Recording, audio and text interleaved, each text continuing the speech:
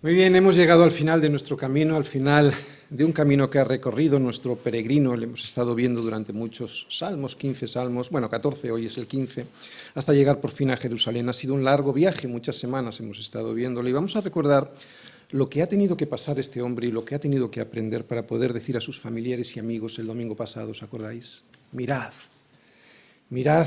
cuán bueno y cuán delicioso es habitar los hermanos juntos en armonía, ¿no? Para poder decir eso ha tenido que pasar un largo viaje.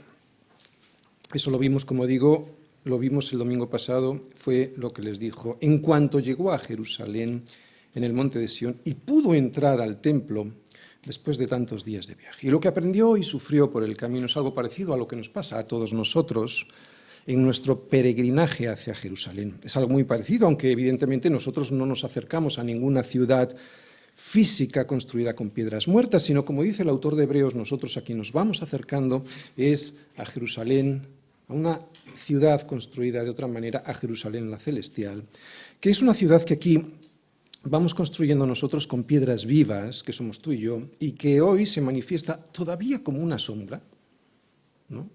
Se manifiesta como una sombra en la iglesia. Hoy estamos en Jerusalén, pero debido a nuestro pecado todavía es como una sombra, ¿no?, a la Jerusalén celestial. Bien.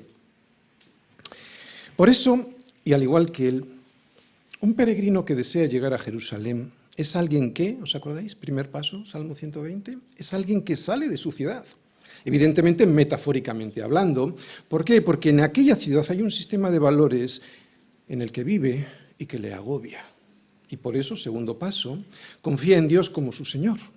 Por eso, tercer paso, camina alegre hacia Jerusalén. Cuarto paso, mientras camina, va mirando a las manos de su Señor. ¿Para qué? Para saber cuáles son sus indicaciones y obedecerlas. Y también, quinto paso, vimos que le agradece por su cuidado, porque por el camino hacia Jerusalén, él sabe que hay un ladrón, que hay un cazador poniendo trampas para que caiga y para que no llegue. Pero gracias a su cuidado, al cuidado del Señor y a sus indicaciones, sexto paso, este peregrino es como el monte de Sión, firme, estable, sabiendo que a su alrededor siempre estará el Señor protegiéndole. Por eso, paso séptimo, aunque siempre está el Señor protegiéndole, a veces el Señor le mantiene bajo presión para que su fe salga fortalecida. Por eso nosotros tenemos a veces pruebas. Esta tensión de saberse libre ya en el Señor, pero todavía no, hace, octavo paso, hace que deba todavía seguir confiando en el Señor, porque sin la ayuda de Dios nada se puede conseguir en este mundo, nada que permanezca para siempre, nada que tenga valor de verdad. Por eso en el noveno paso que veíamos es la ayuda de Dios que solo le da a unas personas, a quienes, a los que le temen. Y temer a Dios era confiar en Él, respetarle, teniendo en cuenta sus consejos, ¿no? Pero solo hay dos caminos. El primero que veíamos en el siguiente paso, en el paso 10, aquel camino que eligen los que no le temen. Esos lo que recibirán en el día del juicio será su justicia. Y paso 11, el otro camino, el que eligen los que le temen. Y aquellos recibirán, ya aquí reciben, el amor de Dios a través de su misericordia, de la misericordia del perdón. Por eso en el siguiente paso, en el 12, lo primero que aprende alguien que reconoce que necesita ser perdonado es humildad.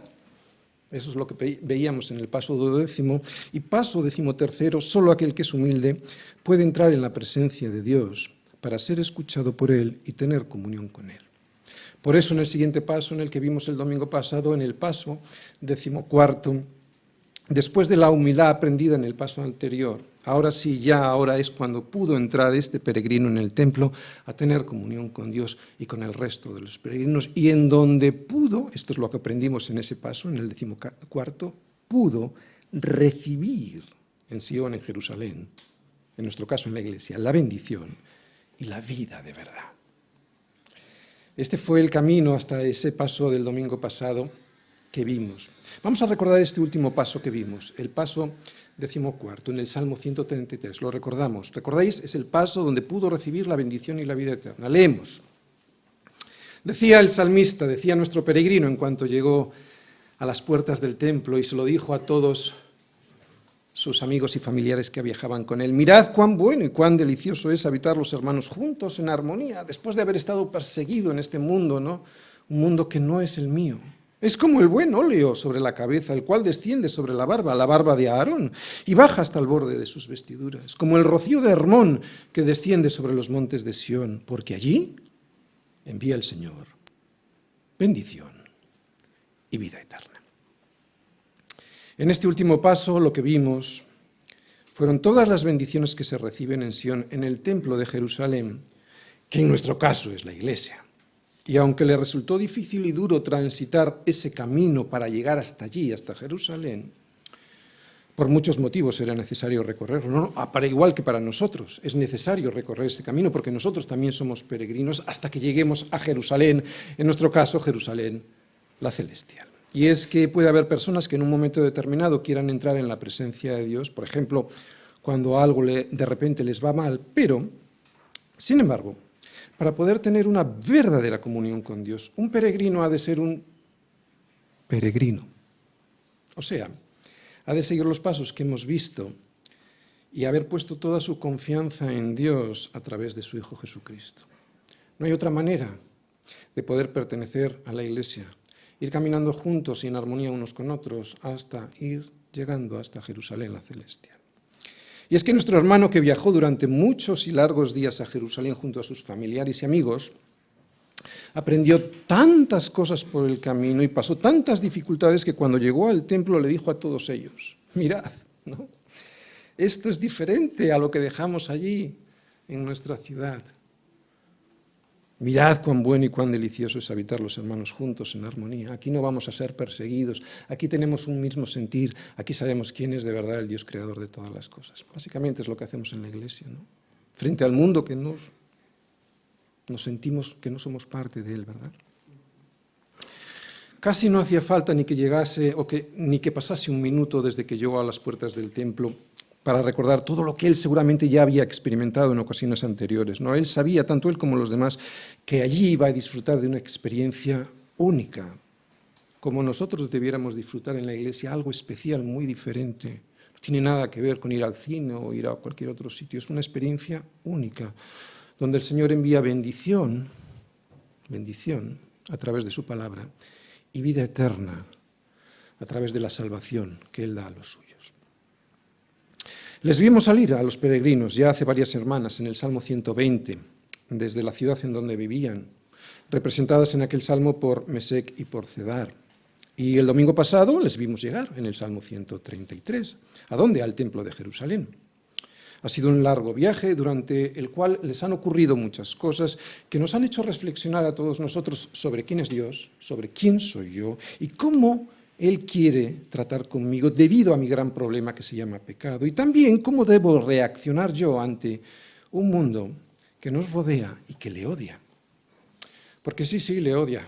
Algunos no lo dirán así, pero el no seguir sus consejos, el despreciar semejante sacrificio que Dios envió a través de su Hijo, en el fondo es odiarle. Hemos resumido este viaje en 14 pasos hasta el momento, y ahora estamos a punto de dar el 15º paso. Pero si tuviésemos que sintetizar la enseñanza del Señor en una sola frase, en esta serie de salmos graduales que hemos visto, yo creo que lo que Él nos ha mostrado es que no debemos poner nuestra esperanza en este mundo, en aquellas ciudades, y que es a Jerusalén a donde debemos caminar. Yo creo que enseñanza más sencilla que esa, ¿verdad? Que debemos poner nuestra confianza en el Señor, no en este mundo, o sea, no en Mesec ni en Cedar, no poner allí la confianza y además ir caminando todos juntos y en armonía hacia Jerusalén. Y además que Él nos va a guiar en amor a través de su Hijo.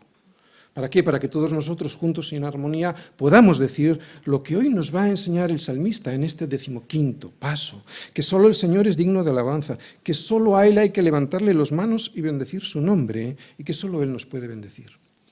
Porque eso es lo que vamos a ver básicamente, una bendición de nosotros a Dios, y lo vamos a explicar, y la bendición de Dios hacia nosotros. Por eso ahora que este hombre va a salir de Jerusalén con su familia para volver a su ciudad, ahora que ya ha disfrutado de las bendiciones que Dios le da a los suyos a través de la Iglesia y de la comunión unos con otros, ahora que ya ha vuelto a descubrir que es allí en la Iglesia, porque seguramente ya había ido antes al templo, ¿no? Ahora que ha vuelto a descubrir, que ha redescubierto que es allí en donde el Señor envía bendición y vida eterna, ahora que está saliendo de Jerusalén y está pasando por delante del templo, seguramente, de madrugada, y antes de que salga el sol, ahora les va a decir a los sacerdotes y a los vigilantes levitas que están allí, ¡hey, mirad!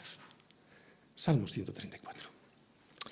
Mirad, bendecid a Yahvé, vosotros todos los siervos de Yahvé, los que en la casa de Yahvé estáis por las noches. Alzad vuestras manos al santuario y bendecid a Yahvé. Y los sacerdotes le responden, desde Sión te bendiga Yahvé, el cual ha hecho los cielos y la tierra. Nadie sino su iglesia bendice al Señor. Nadie sino su iglesia bendice cosas de Dios. Nadie sino su iglesia reconoce el carácter y los atributos de Dios, le pone a Él en el lugar que se merece y bendice su nombre. Nadie sino la iglesia. El resto del mundo no lo hace. Si el mundo bendice a alguien es a ellos mismos, y si a alguien se alaban es a sus propios ídolos. No hace falta nada más que ir a un concierto o a un partido. ¿A quién levantan las manos? ¿No? ¿A quién alaban? A sus ídolos. Nunca a Dios, que es el creador de todo y de todos.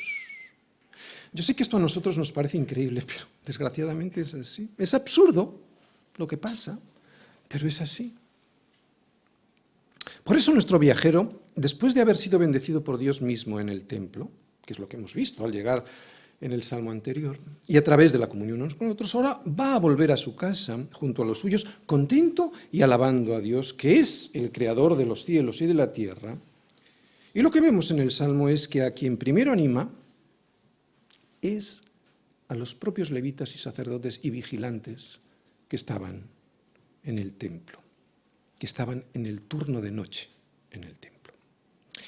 Va a volver a Mesec y a Cedar, probablemente no allí, sino como ciudades representativas de su ciudad. No va a volver a la ciudad de donde ha salido, va a volver a ser criticado y perseguido por no hacer todo lo que ellos hacen allí. ¿Recordáis qué era? Hablar mentira. La mentira de decir que nuestro Dios no es el Dios creador de todo y de todos, del cielo y de la tierra. Pero tiene que volver allí porque ha de ser sal y luz. ¿Hasta cuándo? Pues hasta que el Señor le lleve definitivamente con él. Pero hasta entonces, Señor, gracias. Gracias por la bendición recibida. Nos volvemos a casa. Salmos 134. En este salmo, que es un salmo muy sencillo y breve, vamos a observar el siguiente esquema. Es muy sencillo, ya veréis. Primer punto. Una bendición a Dios, versículos 1 y 2. Y segundo punto, una bendición de Dios, versículo 3. Bien. Y desde luego, desde mi punto de vista, este es el mejor final que podría tener el viaje que iniciamos allí ya en el Salmo 120 hace varias semanas. Vamos a comenzar viendo versículo a versículo, versículos 1 y 2. Mirad, bendecid a Yahvé, vosotros todos los siervos de Yahvé, los que estáis en la casa de Yahvé, y allí estáis por las noches. Alzad vuestras manos al santuario y bendecid a Yahvé. Muy bien, tanto el tabernáculo como el templo, el tabernáculo antes de que el templo estuviese construido por Salomón, tanto el tabernáculo como en el templo estaban atendidos de día y de noche por los sacerdotes y por los levitas. Y su misión, entre otras muchas, era mantener siempre el fuego del altar, alimentar las lámparas con aceite, guardar los utensilios y proteger todo el tiempo el templo para que nadie entrase y lo saquease. Por eso ahora estaban vigilando el templo, estos sacerdotes y levitas guardas. Ahora que todavía no ha despuntado el alba y nuestro peregrino sale con los suyos desde Jerusalén hacia su ciudad. Ahora que su corazón está lleno de agradecimiento por la bendición recibida por Dios en el templo y por la promesa de una verdadera vida en su nombre, el salmista ahora lo que hace es dirigirse a los sacerdotes y levitas, vigías, que seguramente estarían en la muralla del templo, y les dice lo que ya hemos leído. Fijaros, mirad, esto es una llamada de atención a estos que están en el templo. Bendecid al Señor, vosotros todos los siervos del Señor, los que en la casa del Señor estéis por las noches. Alzad vuestras manos al santuario y bendecid al Señor. Bien, todo el pueblo de Israel era siervo del Señor. Cualquier israelita de verdad era siervo del Señor, pero lo eran de una manera especial aquellos de la tribu de Leví, aquellos a los que aquí vemos que se dedican en exclusiva al servicio en el templo.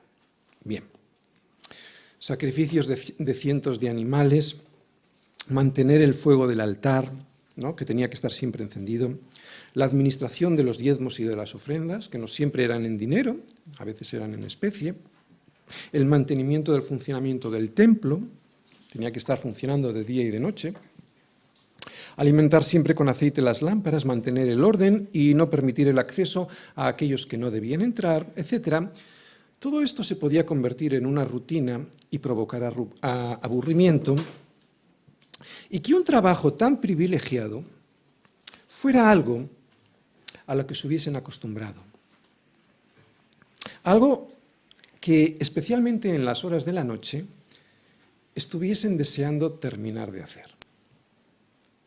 Sin embargo, el peregrino que tiene que volver a su ciudad y que probablemente será perseguido por su fe, o por lo menos no será bien recibido cuando vuelva allí, ¿por qué? Pues por creer en el Señor, se da cuenta del enorme privilegio que tienen estos sacerdotes y servidores del templo y les exhorta a que no se duerman, a que su servicio a Dios lo hagan con el entendimiento de lo que ello significa. En definitiva, les están diciendo, mirad, no os durmáis, no os acostumbréis a vuestro trabajo, ahora que es de noche, ahora que no tenéis tanta labor, ahora aprovechad para alabar a Dios.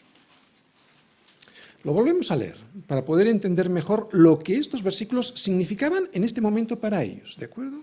Fijaros, mirad, bendecid al Señor, vosotros todos los siervos del Señor, los que en la casa del Señor estéis por las noches, alzad vuestras manos al santuario y bendecid al Señor.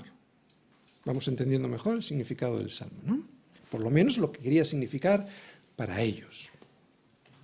Si, como yo me imagino, los peregrinos ya estaban iniciando el camino de su vuelta a casa, esta llamada de atención a los sacerdotes la estaban haciendo fuera, desde fuera de las murallas hacia el interior del templo, ¿no? Y vemos que les dicen, alzad vuestras manos al santuario y bendecid al Señor. Bien, tres cosas en este versículo 2. Es una línea, pero yo veo tres cosas. Primero, bendecid al Señor, ¿no? Todo el tiempo. Segundo, hacedlo levantando las manos. Tercero, hacedlo mirando al santuario. Bien, primero lo que voy a decir es el tercer punto, ¿vale?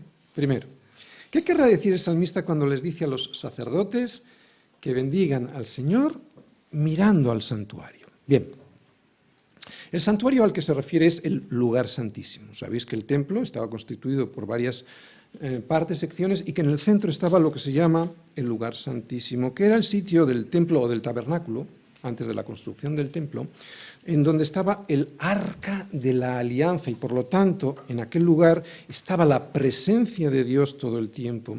Es por eso que ellos dicen que adoren a Dios mirando hacia Él, hacia la presencia de Dios, hacia donde está Él. Eso es lo que significa. Recordamos que el lugar santísimo, pues a ese sitio no podía acceder cualquiera, solo lo podía hacer una vez al año el sumo sacerdote en el día de la expiación para derramar la sangre del sacrificio por los pecados del pueblo sobre el propiciatorio. ¿Os acordáis que era la tapa del arca? Así que los sacerdotes son exhortados por estos peregrinos a interceder por el pueblo, levantando las manos y mirando hacia el santuario, porque es allí en el santuario, en el lugar santísimo donde está el arca, que es, como hemos dicho, donde habita Dios y que es el símbolo, esta alianza, el símbolo del pacto, de la alianza que hizo Dios con su pueblo. ¿De acuerdo?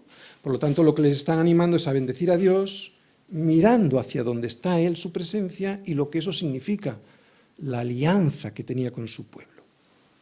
Así que el peregrino les anima a que nunca falte la oración y la adoración al Señor, bendiciendo al Señor. Bien, hemos visto ¿Qué es el santuario? Pero, segunda cosa, ¿qué es bendecir al Señor y por qué hay que hacerlo todo el tiempo? Bien, ya hemos dicho que bendecir es bien decir. Por lo tanto, bendecir a Dios es bien decir cosas de Dios. Al bendecir a Dios, nosotros no añadimos nada a Dios. Nadie puede añadir nada a Dios, ¿no? Porque nada podemos hacer con nuestras palabras. Es absurdo. Simplemente bien decimos que la característica es el carácter, los atributos de Dios. Es simplemente reconocer quién es Él, ¿no? Cosa que no hace el mundo, pero sí su Iglesia, es reconocer quién es Él y lo que Él ha hecho. Reconocer quién es Dios y lo que ha hecho elogiándole, eso es bendecir a Dios. ¿De acuerdo? Primer concepto. Y hay que hacerlo todo el tiempo porque Él se lo merece, ¿no? Oye, si llegásemos a entender de verdad esto, no solo que hay que bendecirle por quién es Él y por lo que ha hecho, sino que hay que hacerlo todo el tiempo, no pararíamos de bendecir al Señor. En cuanto te levantas, haciendo lo que estés haciendo. Sé que alguien puede decir que soy radical, pero ponte de verdad en esta situación. ¿Sabes quién es Dios? ¿Te lo imaginas? Realmente si estuvieras en su presencia, ¿qué harías todo el rato? Sino bien decir cosas de Dios. Todo el tiempo. Estos peregrinos les están animando que en la noche, que seguramente estaban aburridos, por la rutina, que lo hagan, que aprovechen ahora que no tienen tanta labor, ¿no? Otra cosa diferente, y eso lo veremos luego en el versículo 3, es cómo es o qué significa la bendición de Dios para nosotros. Ahora solo he explicado qué es cuando nosotros bendecimos a Dios. Bien, hemos visto qué era el santuario, por qué tenían que mirar allí, y también hemos visto qué es bendecir al Señor. Pero en este versículo hay una tercera cosa. ¿Por qué les exhortan a hacerlo levantando las manos? Bien, el ser humano es una unidad. Es una unidad con cuerpo, mente y alma y espíritu. ¿Vale? Tres cosas: cuerpo, mente o alma y espíritu. Por eso las manos, al igual que todo el cuerpo, es simplemente una extensión de una parte de esa unidad, ¿no? Es una extensión de nuestro espíritu. No hay ninguna obligación de levantar las manos. Hay cristianos que las levantan en la alabanza o en una oración y otros no. No hay ninguna obligación de levantar las manos en las oraciones o durante las canciones de la alabanza, pero en muchas ocasiones las levantamos como extensión de lo que en nuestro espíritu anida. Y te voy a decir una cosa, si realmente supiéramos quién es Él, yo creo que bastante más que levantar las manos, ¿no? Pero bueno, lo que hay en nuestro corazón, o lo que debiera haber en nuestro corazón, pues agradecimiento a Dios por lo que Él es y por lo que Él ha hecho en nosotros y con nosotros. Si fuéramos conscientes de esto, probablemente levantar las manos, que es el síntoma y el reflejo de lo que somos y dónde estamos, lo haríamos. De lo que somos y dónde estamos. ¿Qué es lo que somos? Somos mendigos, por lo tanto necesitados de Dios para todo. ¿Y dónde estamos? Aquí abajo en la tierra. Y esto significa que Él está allí arriba, en el cielo. Si lo haces con este entendimiento, entonces levanta las manos. Pero no creas que por el mero hecho de levantar las manos Dios te va a escuchar más y mejor. No se trata de ritos o de liturgia. Alzar las manos, lo mismo que el resto de la posición de nuestro cuerpo, ha de ser el reflejo. Si no lo es, no lo hagas. Ha de ser el reflejo de lo que realmente brota de tu corazón. ¿De acuerdo? No por imitación, no lo hagas, no es necesario, ni porque creas que te va a escuchar más y mejor. Bien, oye, pero si nosotros no tenemos ni templo, ni sacerdotes, ni tampoco vamos a Jerusalén, ¿cómo podemos explicar o aplicar estos versículos a nuestra vida? ¿Qué podemos aprender de estos versículos para nosotros hoy? Primero, el templo. Como en muchas ocasiones ya hemos explicado qué es el templo hoy, y ya sabemos que es la Iglesia de Jesucristo, pues no voy a meterme mucho en el tema, sino recordar simplemente, y podemos ir a Primera de Pedro, recordar lo que dice Primera de Pedro ahí en su primera carta, en el capítulo 2, versículo 5. Fijaros, dice: vosotros, y vosotros sois vosotros, vosotros también, como piedras vivas, sed edificados como casa espiritual, este es el templo, casa espiritual, y sacerdocio santo, para ofrecer sacrificios espirituales aceptables a Dios, y esto es importantísimo, por medio de Jesucristo. Vamos a volver dentro un momentito ahí. Así que el templo hoy, ¿qué es? Somos tú y yo. Todos los hermanos juntos y en armonía, es donde el Señor ordena y manda que se envíe bendición y vida de verdad. ¿Te das cuenta dónde está y quién es el templo hoy? Jerusalén. ¿Por qué no vamos a Jerusalén? Jerusalén está en Sión, y Sión es donde habitaba la presencia de Dios. Hoy la presencia de Dios, ¿dónde habita? En medio de su pueblo. Así que cuando éste se reúne como iglesia, allí está la presencia de Dios. Ese es Sión, ese es el templo.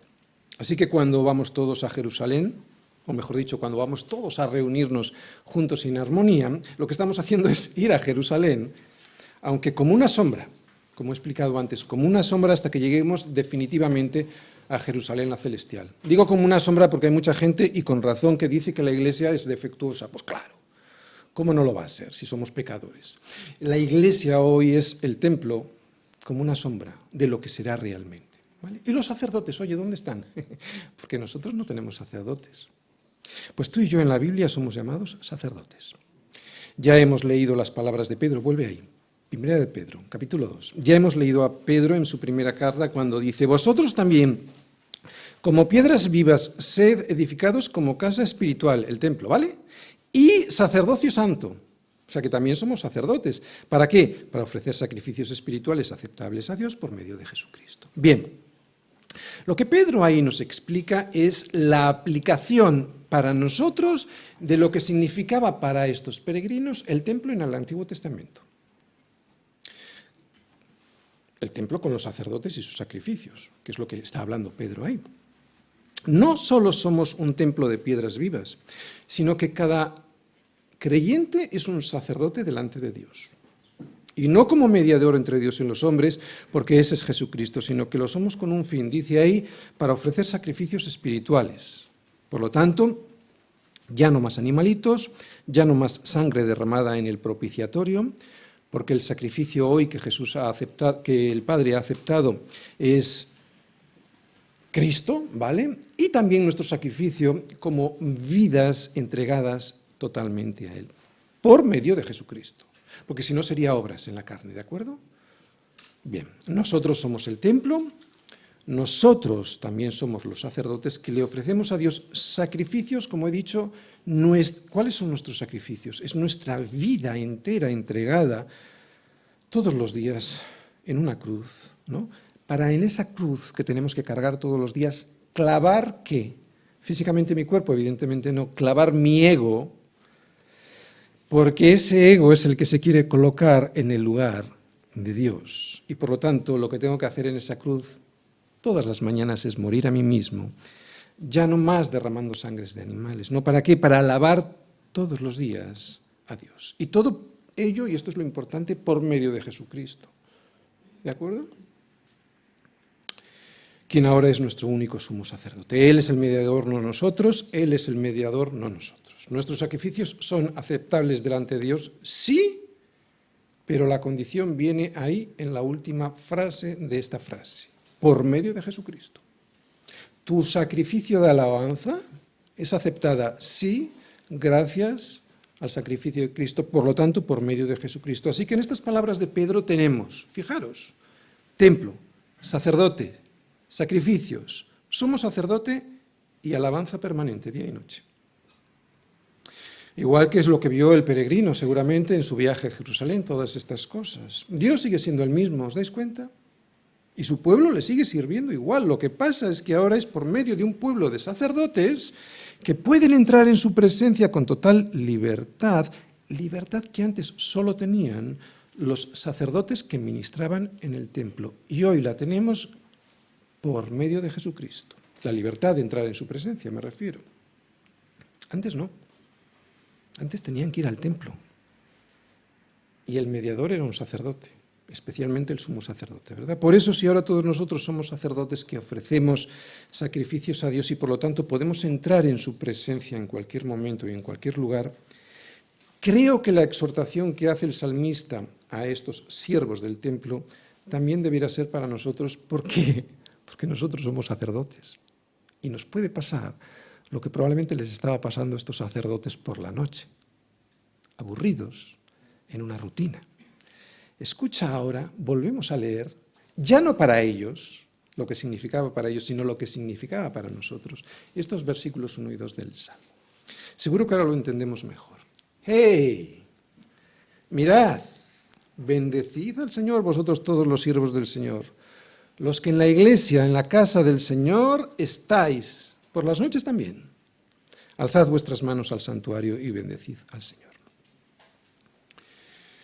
Creo que no somos verdaderamente conscientes de quién es Dios, porque si lo supiésemos y apreciásemos el privilegio que nos da poder acceder a su presencia libremente a través de Jesucristo, no dejaríamos de alabarle de día ni de noche. Mira, te voy a poner un ejemplo. Si tú tuvieses la posibilidad de estar, aunque solo fuese por unos segundos, en la presencia del Señor y volver aquí, cosa que es imposible, pero si lo pudieras hacer, te aseguro que todo el mundo te llamaría radical y pensaría que estás loco, porque no pararías de alabar a Dios. ¿Cuánto nos cuesta a veces reunirnos como iglesia los domingos? Hoy que está lloviendo tanto y que hace tanto viento, ¿verdad? O en los discipulados o para las reuniones de oración, si tuviésemos que hacer como nuestro peregrino, ir hasta Jerusalén y depender de los sacerdotes para todo, para poder presentar los sacrificios, para que intercediesen por nosotros, para ser bendecidos por Dios a través de uno de ellos, de uno de estos sacerdotes, yo creo que más de uno dejaría la iglesia. Así que no te canses nunca de bendecir a Dios por ser quien es Él y porque, además, Él nunca se cansa de bendecirte a ti, aunque a ti no te lo parezca. Y tampoco permitas que la costumbre de hacerlo, y para eso es la predicación, para despertarnos, porque es normal, ¿vale? No te acostumbres a que la rutina de hacerlo, como les podía estar pasando a estos sacerdotes del templo, termine convirtiendo tu adoración en algo aburrido y sin sentido. Porque ahora, y gracias a Jesucristo, ya no necesitamos ese tipo de mediadores y podemos bendecir a Dios en cualquier momento y lugar. Hoy, y gracias a Jesucristo, Dios, escucha, no va a tener en cuenta más mi oración que la tuya. Es que hay gente que piensa, oración, pastor, ore por mí. No, no va a tener más en cuenta mi oración que la tuya. Somos sacerdotes delante de Dios. No me importa que me pida a alguien que ore por él, pero que no lo vea como una especie de sacerdocio en el cual yo puedo entrar mejor a su presencia. Es ridículo. Hoy que puedes acceder a Él, hazlo con este entendimiento. Mi oración, como te digo, no tiene más poder que la tuya. Yo no soy un sacerdote mediador de nada. Yo no. Ni mucho menos perdono los pecados, ni puedo bendecir a nadie. Solo Dios es quien lo puede hacer y lo hace a través de Jesucristo. Vamos a volver al Salmo, especialmente al versículo 3, ahora lo vamos a poner, porque los sacerdotes en agradecimiento por haber sido exhortados a una verdadera adoración, otra vez, estos sacerdotes, estos trabajadores, estos levitas, por haber sido exhortados y seguramente haber entendido esta exhortación por los peregrinos que se marchaban a su ciudad, y al ver la devoción de ellos, ¿no?, y que seguramente les van viendo marchar de Jerusalén a sus ciudades, ciudades en las que van a ser perseguidos, le responden así. Versículo 3. Peregrino, desde Sión te bendiga Yahvé, el cual ha hecho los cielos y la tierra. Bien, los sacerdotes eran los encargados de bendecir al pueblo, algo que podemos comprobar en Números. ¿Vamos a Números? Venga. Algo que podemos comprobar en Números, ahí hay una bendición sacerdotal. Fijaros, Números 6, versículos del 22 al 27, y dice lo siguiente. El Señor habló a Moisés diciendo, ¿vale? Son palabras del Señor a Moisés, para que Moisés se lo diga a Aarón. Habla a Aarón y a sus hijos, o sea, a los sacerdotes, y diles, así bendeciréis a los hijos de Israel, diciéndoles, el Señor te bendiga y te guarde. El Señor haga resplandecer su rostro sobre ti y tenga de ti misericordia. El Señor alce sobre ti su rostro y ponga en ti paz. Y pondrán mi nombre sobre los hijos de Israel y yo los bendeciré. ¿Qué vemos ahí? Vemos una bendición sacerdotal que en aquel momento era una competencia, una atribución que le fue dada por Dios a los sacerdotes. En aquel tiempo sí, ¿de acuerdo? ¿Para qué? Pues para bendecir al pueblo, que es lo que estamos viendo que está haciendo en el versículo 3 ahora los sacerdotes, ¿va? Una bendición al pueblo. Básicamente es un extracto de esta bendición sacerdotal de número 6, este versículo 3. Bien. Y además de la bendición que les da a los sacerdotes, les animan a seguir en su camino con algo muy especial que dice ahí, ¿no? Como si se diesen cuenta, esto lo digo yo, pero seguramente, como si se diesen cuenta de que estos peregrinos en algún momento pues no pudiesen volver a Jerusalén, ¿no? Y ellos sí se quedaban allí. Y les dicen, iros tranquilos, no temáis, porque aunque dejéis el templo, os lleváis su bendición, la bendición de alguien, de Dios, que es tan poderoso, que está por encima de todos. Él es vuestro creador, Él es el que ha creado el cielo y la tierra, por eso os va a bendecir todos los días, aunque no podéis volver al templo de Jerusalén, o aunque tardéis mucho tiempo en hacerlo. Pero, oye, ¿por qué dicen, desde Sión te bendiga el Señor? Bien, ¿qué hay en Sión? Para que impartan la bendición de esta manera, yo lo hemos dicho antes, porque en Sión, donde estaba era el arca que simbolizaba, ¿os acordáis? Simbolizaba la presencia de Dios y también la alianza que Él había hecho con su pueblo. Por eso mencionan Sión, desde Sión, o sea, desde donde está la presencia de Dios, desde donde está su pacto, ese pacto te va a perseguir durante todos los días de tu vida. Por eso ahora que se marchaban lejos de Sión, lejos del templo donde estaba el arca, y podía uno pensar, estoy lejos de la presencia de Dios, lejos de ese pacto, vemos que los sacerdotes les recuerdan que va a ser ese mismo Dios, o sea, el que está en Sión, simbólicamente representado en el arca del pacto, el que desde allí y hasta donde ellos vayan, Él les va a bendecir. ¿Por qué? Porque ese Dios ha hecho un pacto, una alianza con su pueblo, es un Dios que no miente. Por lo tanto, les dicen, recordad, seguís siendo su pueblo y el pacto consiste en que Él os bendecirá sí o sí allá donde estéis. Y por si lo dudáis, estos sacerdotes les dicen, les recuerdan que Dios es el que ha creado todo, los cielos y la tierra, ¿no?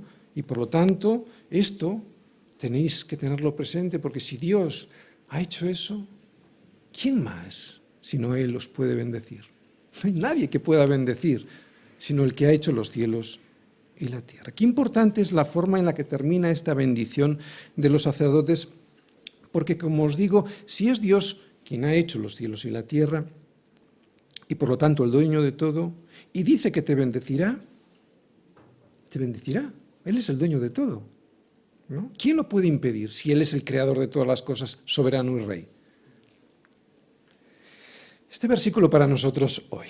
Bueno, hoy Sión, Jerusalén, ya lo hemos explicado, es la iglesia de Jesucristo. Por eso es en Sión, en la iglesia, en donde tú puedes encontrar esta bendición que vimos el domingo pasado y la vida eterna a través de la comunión unos con otros, de la exposición de la sabiduría de su palabra y del entendimiento que nos da el Espíritu Santo a esa palabra.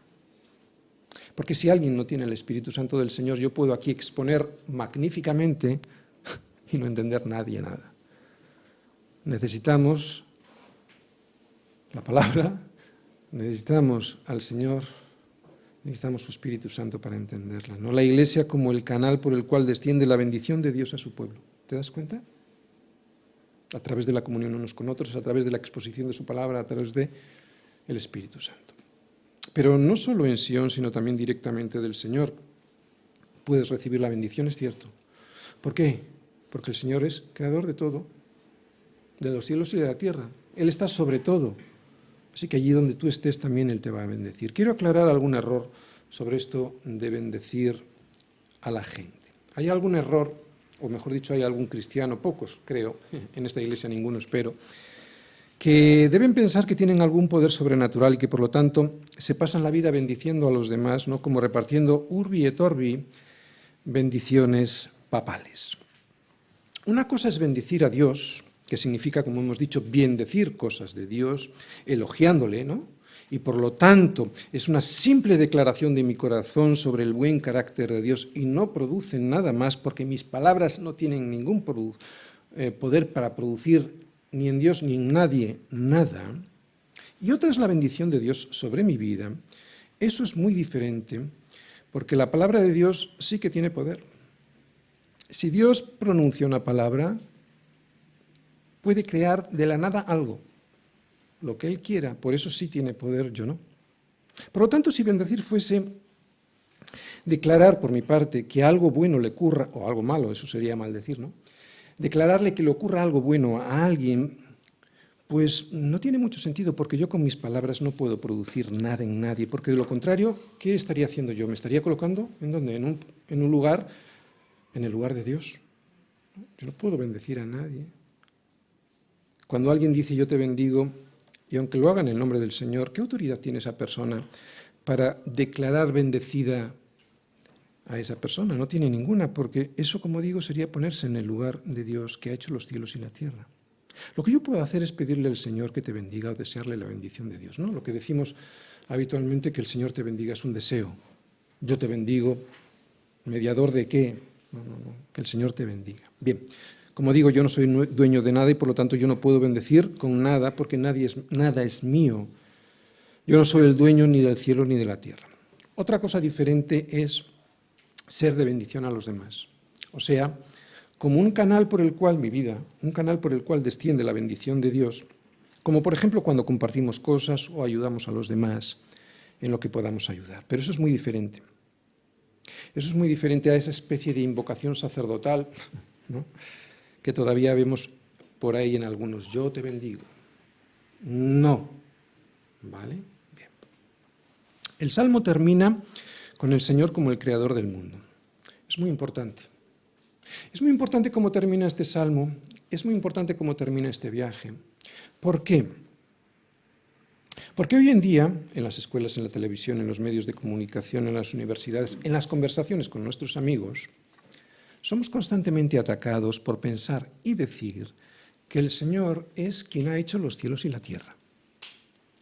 Por eso es muy bueno que el peregrino vaya caminando ahora hacia su casa así, pensando en quién es Dios, alguien tan grande que ha hecho los cielos y la tierra. Y no como algunos creen que todo proviene de un accidente cósmico, que ya hace falta tener fe para creer algo así, ¿no? Pero como se trata, y este es el problema, como se trata de aborrecer a Dios y de no hacerle caso, de desechar su señorío sobre mi vida, de lo que se trata, el mundo lo que quiere hacer es rechazar el señorío de Cristo sobre sus vidas, pues entonces cualquier justificación es válida para su rebelión, ¿no? Entonces, ¿cómo me puedo justificar si yo no quiero que Cristo sea el Señor y soberano de mi vida? Él no es el que ha hecho los cielos y la tierra. Mucha gente cree en Dios. No vale de nada. De nada. Solo Cristo es soberano. Quiero decir, mucha gente cree en Dios. Y ser teísta, o sea, creer en Dios, puede ser una justificación para hacer lo que me da la gana. Es en Cristo, como Señor. Y es que este es el problema de los cristianos. Hacer Señor de mi vida a Dios, que es Cristo. Hacerle Señor de mi vida. Ese es el gran problema. Y claro, eso es contra lo que la gente lucha. Por eso dicen que no es el creador de los cielos y de la tierra. Porque luchan contra ese sometimiento, o sea, no quieren ser siervos de ningún Señor. ¿Os dais cuenta, no? La diferencia entre creer en Dios y creer en Cristo, que es Dios, pero también es Señor. No solo es mi Señor, no solo es Dios, no solo es mi Salvador, es mi soberano, o sea, el que dirige mi vida. Tenemos que tener mucho cuidado porque vivimos rodeados por ellos, ¿no? Ellos son nuestros profesores, ellos son nuestros maestros, ellos son nuestros periodistas, ellos son incluso nuestros amigos y gobernantes. Estamos siendo constantemente expuestos a sus errores y claro, podemos olvidar lo que siempre ha sido evidente para todo aquel que tenga ojos en la cara y dos dedos de frente. lo último que hemos visto en este versículo, que Él, Dios, Cristo, ha hecho los cielos y la tierra. Jesucristo en el Salmo. Los sacerdotes que vemos en este Salmo, y el sumo sacerdote también, el sumo sacerdote como cabeza y los sacerdotes como miembros del templo, ¿estáis entendiendo la Iglesia? Otra vez, los sacerdotes que hemos visto en este Salmo eran un símbolo, una figura, un tipo de Jesucristo. Dios estableció el servicio sacerdotal como una sombra de su Iglesia, como una sombra de Jesús. Así pues, hoy Jesucristo es nuestro sumo sacerdote. Jesucristo fue el que, como hacían los sumos sacerdotes en el Salmo, pues ofreció el sacrificio por nosotros, pero hizo más. Porque no solo fue Él quien ofreció el sacrificio como oferente, sino que Él mismo fue el sacrificio. Por eso ya no necesitamos más sacerdotes, ni templo, ni sacrificios, porque Él es el Cordero de Dios que quita el pecado del mundo. Porque tal sumo sacerdote nos convenía, santo, inocente, sin mancha, apartado de los pecadores y hecho más sublime que los cielos, que no tiene necesidad, o no tenía necesidad cada día, como aquellos sumos sacerdotes, de ofrecer primero sacrificios por sus propios pecados y luego por los del pueblo. Porque esto lo hizo Cristo de una sola vez, para siempre, ofreciéndose a sí mismo. ¿Qué vemos aquí? A Cristo en la cruz como sacerdote y como sacrificio. Este es nuestro único sacerdote, Cristo, al que después de resucitar ascendió al lugar santísimo. Estamos hablando del Salmo, ¿os acordáis? Al lugar santísimo. Y ahora está sentado a la diestra del Padre para ahora sí Él interceder por su pueblo. ¿Os dais cuenta lo que era la sombra y ahora la realidad? Así que ahora Cristo es el mediador, el único mediador entre Dios y los hombres. Los sacerdotes que hemos visto en el Salmo y que daban la bendición al pueblo, tan solo eran la sombra de aquel que habría de venir y que es el Dios que hizo los cielos y la tierra. Cristo como Dios que hizo los cielos y la tierra, porque como nos dice Juan, el apóstol Juan, el Verbo, o sea Jesús, el Verbo, todas las cosas por Él, por el Verbo, fueron hechas y sin Él nada de lo que ha sido hecho fue hecho. ¿Por qué? Porque en Él estaba la vida y la vida era la luz de los hombres. O sea, que Jesús es el mismo Dios que hizo los cielos y la tierra del versículo 3 del Salmo de hoy. ¿Te das cuenta dónde está Jesús? En el Salmo. Y hay más, porque sin Cristo nada de lo que hemos visto hoy sería posible. ¿Recordáis el esquema que os puse en el Salmo? Era muy sencillo, 2 puntos. Una bendición a Dios, versículos 1 y 2, y una bendición de Dios, versículo 3. Esto fue lo que vimos en el Salmo de hoy. La bendición a Dios de los sacerdotes, animados por el pueblo, ¿vale? Y una bendición de Dios al pueblo a través de los sacerdotes. ¿Dónde está Cristo en el Salmo? Por eso, ahora os voy a mostrar más específicamente en este esquema de 2 puntos a Cristo en el Salmo, porque Cristo está como una sombra, porque todo lo que hemos leído en el Salmo es Cristo mismo, se cumplió en Jesús. Fíjate, primer punto. Cristo es el mediador a través del cual podemos entrar en su presencia para bendecir a Dios. Y Cristo también, segundo punto, esto era versículos 1 y 2. Y Cristo también es el mediador a través del cual nos llegan las bendiciones de Dios Padre. Versículo 3. Cristo en el Salmo, versículos 1 y 2. A través de Cristo podemos bendecir a Dios. Versículo 3. A través de Cristo podemos recibir la bendición de Dios. Así pues, hoy Cristo en la realidad, o mejor dicho, es la realidad de lo que tan solo como una sombra veíamos en el Salmo, ¿no? El sacerdocio como sombra, el sacrificio de animales como sombra, el templo como sombra. Por eso nuestro local no es ningún templo, solo es un local, solo son unas paredes, no hay nada sagrado aquí, ¿no? Nos reunimos en un local como pueblo de Dios, como iglesia, cuya cabeza es Cristo. Ese es el templo. Sus sacerdotes, cuya cabeza, sumo sacerdote, es Cristo. Ese es el templo. Donde nos reunamos como iglesia, ahí está Dios. Ahí nos constituimos como templo. ¿Entendéis? Por eso tampoco tenemos sacerdotes. El pastor no es ningún sacerdote, ni tenemos sacrificios. Cristo es nuestro único y válido sacrificio, ni por lo tanto tenemos altar para los sacrificios. Hay muchos pastores que llaman al altar a la gente. Eso no existe. No hay altar de nada. ¿Para qué? Si ya no hay sacrificios que hacer, ¿no? ¿Entendéis? Termino. Vamos a intentar ver la aplicación práctica extractado. Yo creo que a veces venimos a Sion, a la iglesia del Señor, repitiendo siempre la misma rutina. En los cultos del domingo, en las reuniones de oración, en los discipulados, ¿no? Repitiendo siempre la misma rutina y sin estar atentos a lo que realmente ocurre cuando los hermanos se reúnen juntos y en armonía. ¿Qué era? Que allí desciende la bendición de Dios y la vida de verdad. ¿Por qué la vida de verdad y la bendición? Porque todo lo que a través de la iglesia tú recibes y el entendimiento del Espíritu Santo te da a entender, te va a ayudar a que tu vida no sea un desastre. Y eso el Señor lo hace a través de un diseño que es la iglesia, por la cual, aunque no lo quieras ver así, desciende la bendición y la vida eterna. Es que mucha gente no se quiere reunir en la iglesia porque piensan que en su casa es suficiente. No, el diseño de Dios es a través de la iglesia. Lo estamos viendo en esta serie de peregrinaje, todos juntos en armonía, porque era allí donde el Señor envía bendición y vida eterna. ¿Que también la puede enviar en tu casa? Por supuesto. Pero eso no significa que hagamos lo que algunos tienen por costumbre, no reunirse. Y este salmo es una advertencia en amor de unos peregrinos que sabían muy bien cuál era el privilegio de poder estar en Jerusalén, incluso de noche sirviendo al Señor. Una advertencia que nosotros no debiéramos olvidar y que es un privilegio, ¿no?